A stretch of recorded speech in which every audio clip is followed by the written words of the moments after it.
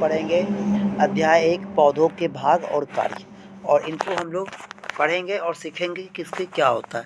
जैसे कि अगर हम बात करें कि पौधा के भाग में अगर बात करें तो पौधे के भाग में क्या क्या होता है, तो पौधा में एक लीफ होता है, फ्लावर्स होते हैं, रूट सिस्टम होता है, फ्रूट होता है, ठीक है, और स्टेम होते हैं। तो इसके बारे में अगर हम बात करते हैं तो देखते हैं कि आगे इसके क्या क्या हो सकता है।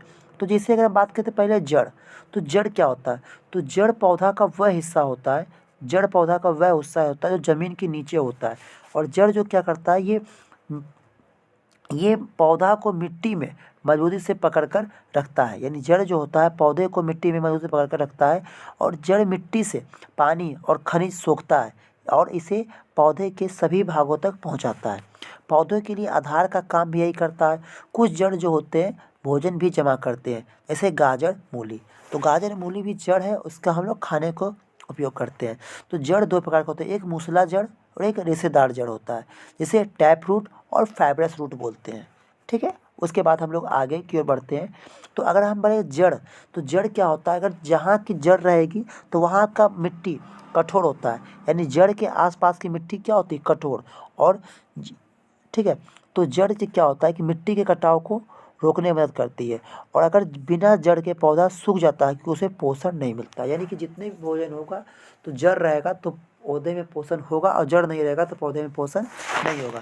अब तना का काम क्या होता है, अब तना के बारे में हम लोग पढ़ते हैं। तो तना जो भी, जैसे पौधा प्रकाश संश्लेषण के द्वारा जो भोजन बनाता है, जो भोजन बनाते हैं, तो अगर मान लीजिए कि भोजन जो बनाए तो पत्ती के द्वारा भोजन बनाए, तो पत्ती से जड़ तक भोजन पहुंचाने का काम, और जड़ से जो खाद डालते हैं वो पत्ती तक पहुंचाने का काम ये तना ही करता है। ये क्या करता है, तना। तो तना जो होता है ये पौधे का मुख्य भाग होता है जो ज़मीन के ऊपर बढ़ता है, और ये पौधे को सीधा खाए रखने में मदद करता है। तो ये जड़ द्वारा सोखा गया पानी को पत्ती तक पहुँचाता है तथा तने पर ही शाखाएँ, पत्ती, फूल और फल उगते हैं। कुछ तना बहुत सख्त तथा होते हैं जिन्हें ट्रंक कहते हैं।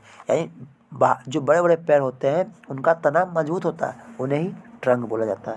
क्या होता है, ट्रंक बोला जाता है। और कुछ तने कोमल होते हैं, कुछ तने कोमल होते हैं और हरे होते हैं, जिन्हें हम लोग चटनी, धनिया, घास वगैरह से करते हैं। ठीक है, और कमज़ोर होते हैं। जैसे आलू और अदरक जैसे तने ज़मीन के नीचे वह जमा करते हैं। यानी कि कुछ पौधे जो होते हैं तने के रूप में ज़मीन के नीचे होते हैं और भोजन बनाते हैं।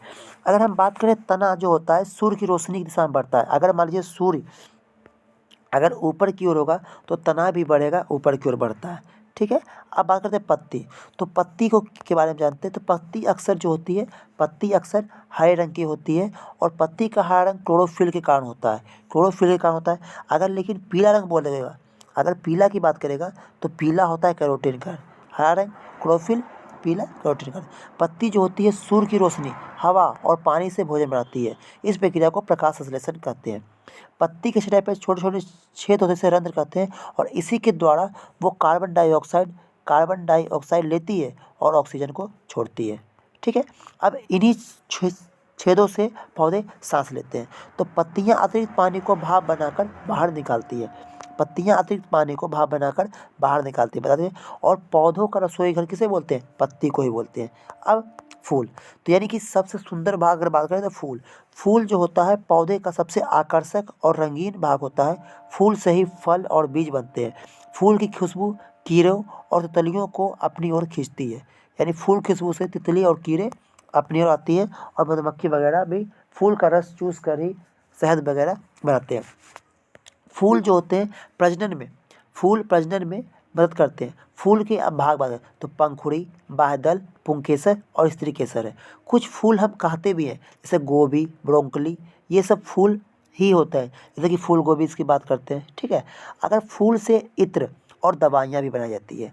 फूल से इत्र, फूल का खिलना कली शुरुआत होता है, यानी फूल से पहले कली होता है, उसके बाद फूल बनता है। अब हम लोग जानेंगे फल और बीज। तो फूल जब पक जाता है तो वो फल बन जाता है। यानी पहले फूल रहता है, फूल से फल बनता है। फल क्या करते हैं, तो फल बीजों की रक्षा करते हैं, और बीज फल के अंदर सुरक्षित रहते हैं। जब बीज को मिट्टी, पानी और धूप मिलती है, जब अगर हम बीज को मिट्टी, पानी और धूप देते हैं तो ये नया पौधा बन जाता है। तो यानी अगर हमसे क्वेश्चन पूछेगा बीज कहाँ सुरक्षित रहते हैं, तो बीज फल में सुरक्षित रहते हैं। अब बात करें कि कुछ फल में एक बीज होता है, जैसे कि आम, और कुछ फल में बहुत सारे बीज होते हैं। तो इसमें एक बीज होता है जैसे आम, और कुछ में बहुत सारे बीज होते हैं जैसे पपीता।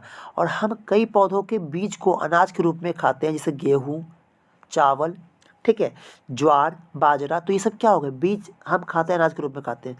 बीज का बाहरी आवरण सख्त होता है जो उसे खराब होने से बचाता है। तो आपसे पूछेगा कि बीज खराब होने से बच जाता है कैसे, क्योंकि बीज का बाहरी आवरण सख्त होता है जो उसे खराब होने से बचाता है।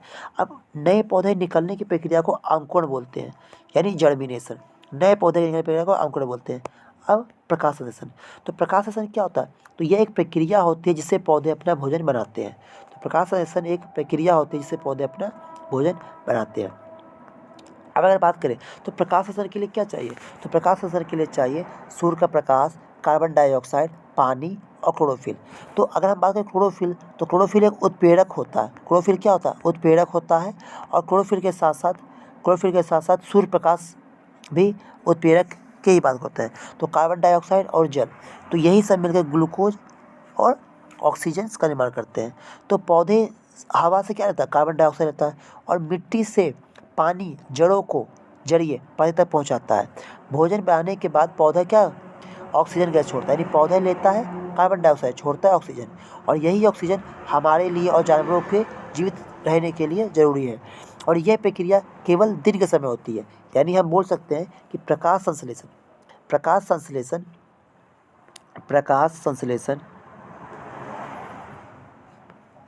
हम बोल सकते हैं कि प्रकाश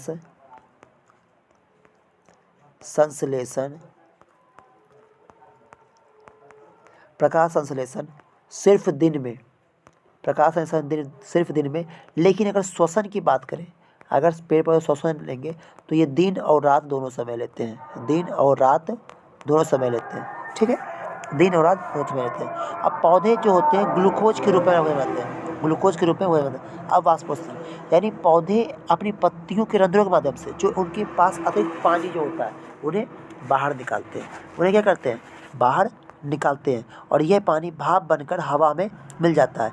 इस पौधे का तापमान ठंडा बना रहता है। और यह प्रक्रिया अब इस प्रक्रिया से बादलों के बनने और बारिश होने में मदद मिलती है, यानी कि जब पौधे एक्स्ट्रा पानी को छोड़ते हैं तो उससे बादल और बारिश बनने में मदद मिलती है। गर्मी के दिनों में ये प्रक्रिया तेज होती है, और यही कारण है कि पेड़ के नीचे हमें ठंडक महसूस होती है। कि जब पेड़ के नीचे हमें ठंडक महसूस क्यों होती है, तो पेड़ जो होता है अपने रंध्र के माध्यम से जो एक्स्ट्रा पानी होता है वो छोड़ता है, और इस कारण से हमें ठंडक महसूस होती है। अगर पौधे को पानी नहीं मिलता है तो वे मुरझाने लगते हैं, और यह पानी के चक्र का एक महत्वपूर्ण हिस्सा है। अब बात करते हैं पौधे के प्रकार। तो पौधे के प्रकार की बात करें तो पौधे के प्रकार की सबसे पहला जो है वो शाख है, यानी छोटा और कोमल पौधा जो होता है उसे शाख बोलते हैं। छोटा और कोमल पौधा को क्या बोलते हैं, शाख। अब झाड़ी, तो झाड़ी जो होता है थोड़ा सा बड़ा, लेकिन इसका जो होता है तना मजबूत होता है।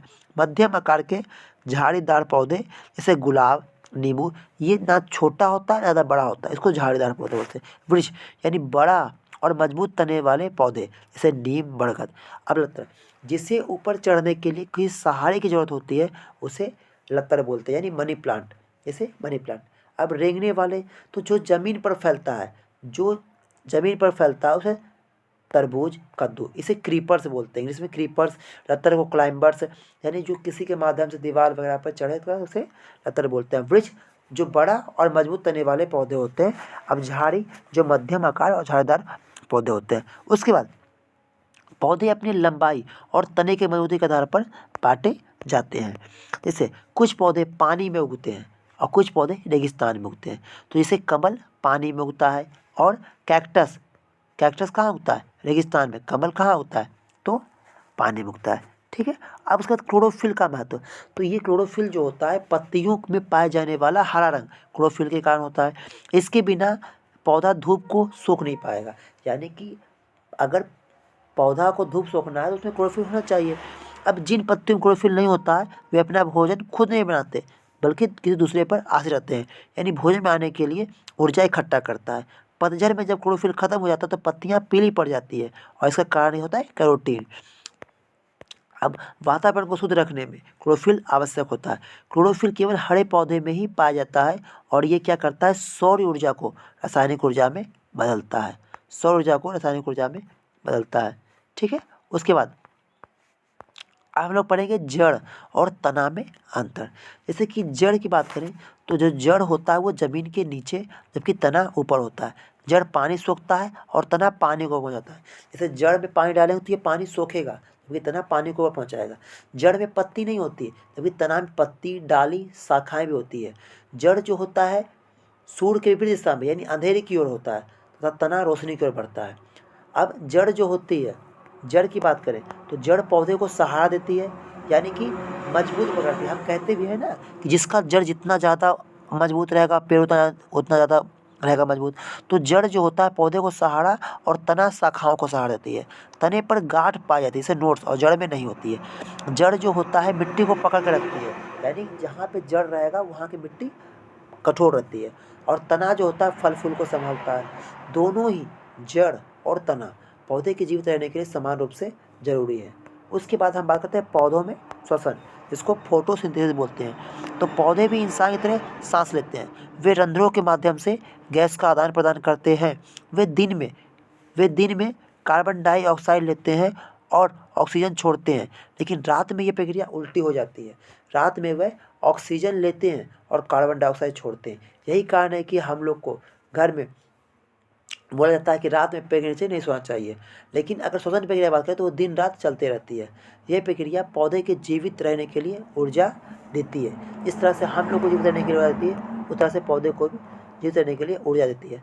अब श्वसन के दौरान जो पौधे होते हैं ग्लूकोज को तोड़कर ऊर्जा बनाते हैं। पौधे की जड़ें भी पौधे की जड़ें जो होती है मिट्टी के मौजूद हवा से सांस लेती है। अब हम बात करते हैं पौधे का आवास। तो पौधे जो होते हैं अलग अलग जगह पे उगते हैं। जैसे रेगिस्तानी पौधे, जैसे कैक्टस, कम पानी में जीवित रहते हैं, यानी कि वैसे पौधे जिन्हें कम पानी में जीवित रह सकते हैं वे रेगिस्तान में उगते हैं। कहाँ उगते हैं? रेगिस्तान में उगते हैं। अब पहाड़ी क्षेत्र की बात करें तो जैसे चीड़ यानी नुकीले और शंकु के आकार के पेड़ पहाड़ी क्षेत्र में उगते हैं। जलीय पौधा जैसे जलकुंभी, कमल के, ये पानी पर तैरते हैं। अब मैदानी इलाकों के पेड़ बड़े और घने होते हैं। हर पेड़ की बनावट उसके वातावरण के हिसाब से होती है, यानी जितना भी पेड़ रहते हैं तो अलग अलग वो अपने वातावरण के हिसाब से होती है। तटीय क्षेत्रों में नारियल जैसे पेड़ उगते हैं, खारे पानी की सह सकते हैं। तटीय पेड़ में नारियल जैसे पेड़ उगते हैं और खारे पानी को सह सकते हैं। आवास के कारण ही पत्तियों और जड़ें की बनावट भी बदलती है। अब बात करते हैं बीज का बिखराव। तो पौधे अपने बीज को दूर दूर तक फैलाते हैं ताकि नई पौधे उग सके। ये बीज जो होते हैं हवा के जरिए उड़ उड़कर दूर तक जाते हैं। जैसे कि डंडेलियन का पौधा, जैसे कि मान लीजिए आपने खेला होगा, ये रुई वाला होता है। तो ये बीज जो होता है हवा के जरिए उड़कर दूर तक जाता है। अब पानी के जरिए भी कुछ बीज जो होता है पानी जगह बहकर दूर जाता है, जैसे नारियल के बीज। और जानवर और पक्षी फल खाकर, जैसे जानवर पक्षी भी फल खाकर बीज को दूसरी जगह गिरा देते हैं तो भी बीज दूसरी जगह पहुंच जाता है। अब कुछ बीज जानवर के शरीर में चिपक कर उस जगह पहुंच जाते हैं। तो बीज दूसरी जगह कैसे पहुंचता है? हवा के जरिए, पानी के जरिए। जानवर और पक्षी जब फल खाते हैं तो बीज दूसरी जगह गिरा देते हैं।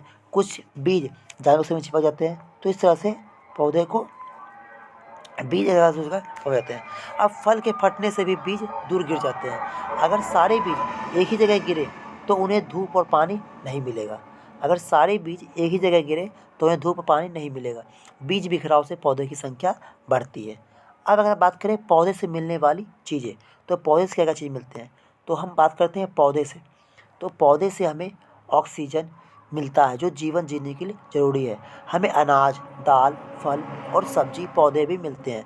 लकड़ी, कागज़ और गोंद भी पौधे से मिलते हैं। कपास और जूट, रेशे, कपड़े इत्यादि भी हमें पौधे से ही मिलते हैं। तुलसी, नीम, एलोवेरा जैसे पौधे से हमें दवाइयाँ बनाने के काम में आते हैं। पौधे वातावरण को ठंडा रखते हैं और वर्षा लाते हैं। अगर पौधा ना हो, एक मिनट, पौधे वातावरण को ठंडा रखते हैं और वर्षा लाते हैं। चाय, कॉफ़ी और चीनी भी हमें पौधे से ही प्राप्त होते हैं। पौधे कई पक्षियों और जानवरों का घर होते हैं। तो देखिए कितनी सारी चीज़ें पौधे हमें देते हैं। और जो हम छोड़ते हैं वही पौधे लेते हैं। अब पौधे की देखभाल कैसे करनी चाहिए उनके बारे में, तो पौधे को नियमित रूप से हमें पानी देना चाहिए। उसके बाद उन्हें ऐसी जगह पे रखना चाहिए ताकि पर्याप्त धूप मिल सके, ताकि वे भोजन बना सके। मिट्टी में समय समय पर खाद डालनी चाहिए और पौधे की सूखी पत्तियों और टहनियों को हटा देना चाहिए। यानी जो पौधे की सूखी पत्ती और टहनियाँ हो गए उसे हटा देना चाहिए। हमें अनावश्यक रूप से पौधे को नहीं तोड़ना चाहिए, कि जब मन किया तब पौधे को तोड़ दिए। उसके बाद कीड़े लगने पर नीम के तेल जैसे जैविक दवाओं का छिड़काव करना चाहिए और जितना हो सके अधिक से अधिक पेड़ लगाना चाहिए। कम से कम हमें अपने जन्मदिन पर तो एक ना एक पेड़ लगाना ही चाहिए। पौधे हमारे सच्चे मित्र होते हैं। इनकी सुरक्षा और रक्षा की जिम्मेदारी हमारी है। तो अगर आपको वीडियो अच्छा लगा होगा तो चैनल को सब्सक्राइब कीजिएगा। धन्यवाद।